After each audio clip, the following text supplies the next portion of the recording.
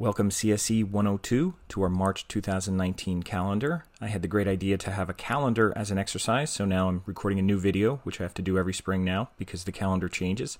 March 2018, which I'm looking at here, had only 5 weeks in it, but now we're going to have to do 6 weeks, so that's why I'm going to record a new video for you. What I'm going to do first is I'm going to go to Chrome, and if you go to your Documents and Resources and go down to Unit 6, you'll have a sample of the new calendar and also the instructions, and I'm going to open up both of those things because I'll need them as I go through them. So here's the sample of the new calendar, and notice that it starts on the first week on a Friday and then it ends on a Sunday of the 6th week of March. And that's important because we have to make these things a little bit smaller to fit on one page, just for that one day that's going to be here on a Sunday. So it'll be a little bit different than the previous year. That's why I'm recording a new video. This is the sample, and notice what we're doing. We're just making a table, and it's going to have, if I could center this in here, and it's going to have 1, 2, 3, 4, 5, 6, 7, 8 rows. Rows are going down, just like rows in a bleachers or something in an arena. There's 8 rows going down. There's 2 at the top, and then there's 6 of actual days of the calendar. And then columns, we have 7 because there's 7 days of the week. So we have, obviously 7 columns going across.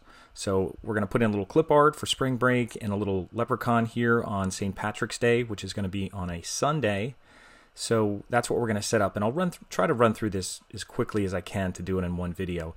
So I'll go through my instructions here. And you don't need to download a file to start on. You're actually going to make a new file. So this should be the newest one here. And it says make a new document. And the important thing is to make sure that it's landscape when you get started on it. And then you're just going to make a table. We're going to get the information in it. And then you're going to start formatting it. So I'm going to go to Word. And I'm going to go to New. And I'm going to go to New. I'll do File New. And I'll just do a blank document. And before I do anything, I'm going to make sure that it's landscape. So we could go to Layout and then just go to Orientation and make sure that's landscape. And it is. If you're not sure, zoom out so you can see your page a little bit better. Also make sure your rulers are on under View, but also under your Home tab, make sure you have your Show Hide setting on so that we see our returns and things like that. So that's what this looks like right now. There's the miniature version when I zoom out of what the page should look like, but let's check our margins and things like that on the instructions. So margins should be 1 inch all around, and it says also make sure your space before, space after settings are set to 0 and not 10. So let me just make sure I do that before I do anything, and I'll make sure I go to here to paragraph, or you could go to here if you're on a Mac and just go to line spacing options. Just make sure, and there it says 8 points. So I'm going to put that down to 0. Make sure that that's at 0 before you do anything else, or that's going to mess you up. You could leave this if it's 1.06 or whatever the default is. That should be okay. So I'm going to make sure I do that. And then also for margins is under Layout, Margins. Just make sure they're 1 inch all around. So if it's normal, which it should be by default, you'll be fine. And then I'll go back, and it says Insert a New Table. And we're going to make sure that it's 8 rows and 7 columns. And we're going to do Insert, so we could use from the Insert tab. And we'll do Insert Table. Now they have this thing here where you could highlight rows and columns. I don't like using that. If you like using it, you want to add them up visually or whatever, that's fine. I would just go to Insert Table, and I'll make sure that there's 7 columns because they're for the days of the week, and there's 8 rows because that's for the 6 weeks plus the 2 kind of heading rows that we have. And just leave it on fixed column width right now. It'll auto, so it'll kind of fit into your page that we have here evenly. And I'll hit OK. And that's where you're going to have to start. And you're going to think, wow, that looks pretty odd to start. But let's go to our instructions and see what it says next. That was number 4, and I think we did that okay. Number 5 says highlight top 2 rows and make them 0.25 inches high. And highlight the first 2 rows. So I'm going to zoom in a little bit so I see this a little bit better. So it fills up my screen, even though I'm not seeing the edges.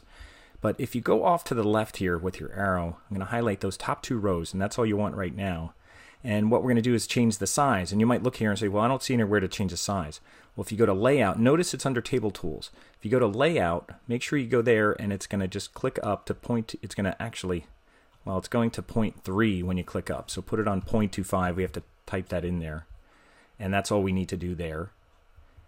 And then all the other ones I think are going to be 0.9, but let me make sure that I'm doing this in order. And it says while the top 2 are still highlighted, center them vertically and horizontally. And again, they're still highlighted. If not, just highlight them again.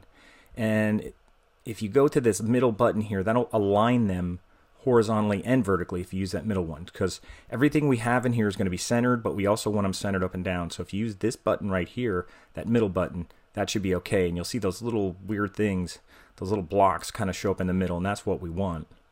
And then we're probably going to merge the top ones. We're going to merge all the cells in the top row, so that's where we're going to put our year, and we're going to put March 2019 and make it 18-point Arial black. And then we're going to highlight the 6 bottom rows and make them 0.9. Now we're going to do 7, which is merge the top row. Then 8 is going to be put in the March 2019. And then 9 is going to be adjusting the heights of all the other rows. This one we're going to merge. And right here under layout for table tools, they have merge cells. And what that does is just makes one big cell, and I'm just going to click in here, March 2019. And it's going to be, I'll go over there and highlight on it. I could go to the Home tab and just make sure it's 18, I believe. And we're going to use Arial Black, not Arial Bold, but Arial Black, which is a very thick, heavy font. It actually doesn't have a bold, or it shouldn't have a bold. It's just Arial Black. So I'll do that first, and then I'll highlight these 6 rows here, and the same place. If I go to Table Tools and go to Layout, they have a place where you can adjust the size, and I'm just going to click up till they become 0.9. And if you make them 1 inch, they're going to go off the page. That's why for 6 weeks we have to make it a little bit smaller. We did them 1 inch for 2018. So we're going to have 6 weeks here. So that's kind of the framework of what we're doing. So I'll go back to my instructions. So that was, and it says, well, bottom 6 rows are still highlighted. Make everything 12-point Arial black. And then we're going to enter the days in row 2 after that. And that's also going to be 12-point Arial black. And that means while they're all still highlighted, I'm going to go to Home. Even though we don't have any dates in there yet, I'm just going to make it Arial black, and I'll make it 12-point. Because then once we start typing, as long as we have it highlighted, then everything is going to be, and then what we're going to do here, you can also make this Arial 12-point Arial black. And then I'm just going to put the days of the week in here, starting with Sunday. And I'm just going to hit Tab and type Monday, and then Tuesday. All right, now these are all done, so I have those. And then my next step, I think, is going to be putting in our dates. So we have the days in row 2, starting with Sunday, ending with Saturday, like a normal calendar. We have a 12-point Arial black, not Arial bold. And now it says enter the dates beginning with Friday the 1st, ending on the 31st, which is a Sunday. And then we'll actually be on page 2, so we don't have much more to do here. So I'm going to enter these, and what you could do is just keep hitting your Tab key. Hit Tab, and then 3. Tab, and then 4, Tab 5, Tab 6, and so on. Okay, I have all my dates in here, and if this ever annoys you, seeing these little blocks here, you could turn them off. You could see what we have so far. So everything's black and white so far, and I think our sizes are okay. So I have all my dates in there, and I just use Tab to do that. And now the next step is actually going to be coloring this, which isn't that hard. But I know sometimes these border things could be a problem, so let's check this out. It says add colors per PDF sample. And you can see it's light green, and then dark green, and then white, and then we're going to alternate light green so it ends on light green. And if you did it opposite, it's not a big deal. But we're going to try to use a light green and a dark green for March, and we'll try to stick with the same colors. So we're going to have kind of like a tinted color, and then a dark green here. And then notice we have borders all around, so let's see what it says to do here. It says shade top row light green and then dark green. So we'll do all the shading, and then we'll put on our border. So we'll go back and do that. So we're going to shade this with a light green. So to shade that, where we'd go is we'll use our table tools. We'll go to design, because that's kind of a design thing. And they have a big bucket here for shading. And I'll just use kind of a light green, whichever light green you want to use. So I'll do that. And then while I'm doing all the light greens, well, this is a dark green. So I'll highlight this one and I'll shade it dark green. And I'll use kind of a darker one like that. And then I'll alternate. And now you could hold your control key and do them all at once. Hold down control and then click on the alternate row, and then you could use shading. And I'll do the light shading here. I think I did that one. And then you can see you can't read these that well, so I'm going to highlight these and go to my Home tab, and I'll make my text white. So I'll just use the font color, and I'll make that white. So that's the way that should look. All these things can be black. They can stay black. And this one's going to be green because it's St. Patrick's Day, so we'll go there to change that. I'll use like a Kelly green so it stands out a little bit more. I'll go back to my instructions, and it says add a 2.25 point dark green border. Select the table by clicking on the 4-sided arrow. Okay, so that's going to be under borders and shading, so I'll show you what to do. If you go back here, you can actually click here to click the table. And then I'll go back and open up borders and shading while the whole table is selected by clicking that little arrow thing there. And I'll go down here and I'll go to borders and shading, and I'll keep it on borders. And I think it has all around here. It has these all selected right now. But I'm going to go here and just go up to 2 1/4, which is 2.25. And I'll select that. And as long as it looks darker there, you should be okay. Now, we don't have color yet, but we're going to have to change the color. You'll have two places you could go. You could go to properties here, and you can open up borders and shading, which is here. And then you can see it has the border all around. We just have to make it thicker and go down to 2 1/4. And then where it says automatic, this is sometimes hard to see. We're going to make this kind of a dark green color. I won't make it the darkest, but now you can see it's green there. And I'll hit OK. And I'll hit OK again. Now, where you can also do that is under design. They also have this where they have a place here where you could make it thicker. It's kind of harder to change the color here though, or at least I had a hard time finding the color in here, even though they have pen color here. But if you go and change it to something, notice it doesn't change the color. It's kind of when you're using this pen thing. So that kind of throws you off a little bit. So you almost have to open up the borders and shading. So even if you go here to borders, just open up borders and shading. That'll take you to the same place. And then you could go down here and I could see it's this green color. I could see this is the color here. Automatic just means it takes the text color.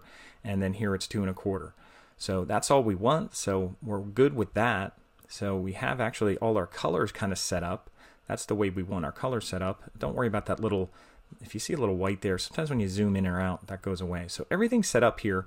All we're going to do is put in some clip art. So we'll just do a little search here, and I'll search for leprechaun, type leprechaun here, and I'll go to images, and hopefully I'll find like a cartoon one.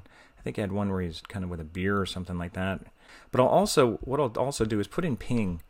So it creates a transparent one. And you'll know if it's transparent when you click on it. This guy has a beer here. Let's see what this looks like. And you usually see a checkerboard behind it. So this one doesn't look like a ping image. Let's check out this one. That looks like a ping image, and that looks like it'll be fine. Anyone where you see the checkerboard should be fine. And then what you could do is just kind of right-click on it or control-click on it and do copy image. You should be able to just copy the image. And I'm just going to go right here and just click my cursor right next to the 17.